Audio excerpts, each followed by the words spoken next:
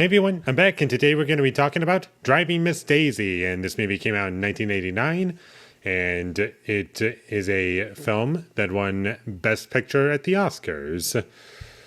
And I looked at the list of other movies that were nominated that year, and the only other ones I've seen that came out that year was Born on the 4th of July and Field of Dreams. Those were the only two nominees that I had seen before watching this movie. The other two I haven't seen, and out of everything that I've seen, this one was my least favorite. Might be a little controversial, but basically what this movie is Green Book, but from 1989 in a lot of ways. Sure, it's not the exact same movie, but it just kept reminding me of Green Book and how much I did not really enjoy that movie all that much. I'm not sure if it's better or worse than this movie, because Green Book was just average, forgettable, and whatever, whereas this one was just disappointing and it had nothing special about it. The acting was good, and that was the best part of the movie. It was well acted throughout the entire film, and it did feel like a period piece film. It felt like it was taking place over the course of 20 years, and it was all between the late 40s all the way up to like the early 70s, I believe.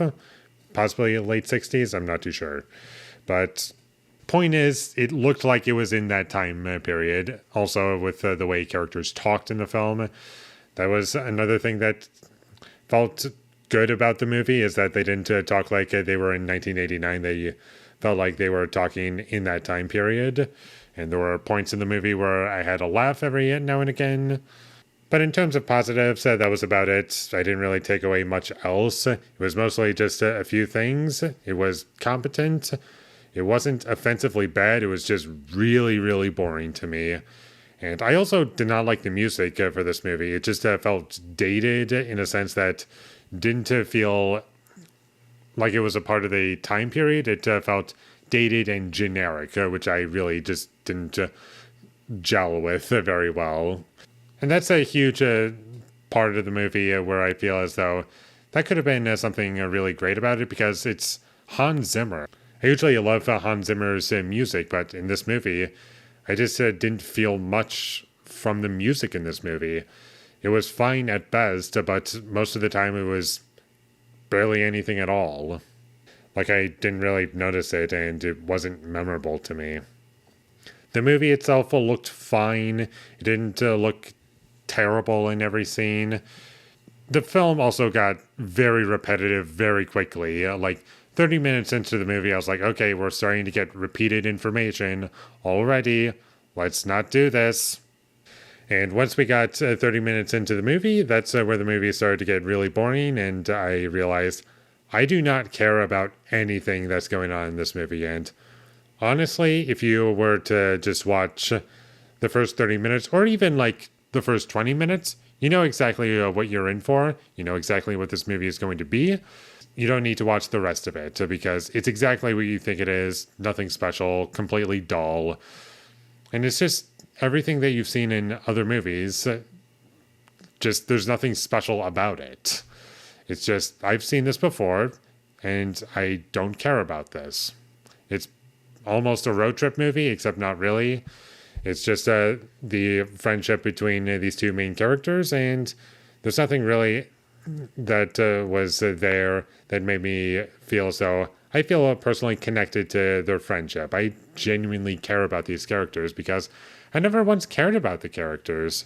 I just felt as though these are characters that exist in this story, and there's nothing really particularly interesting about them. There's nothing that I really relate to in terms of these characters.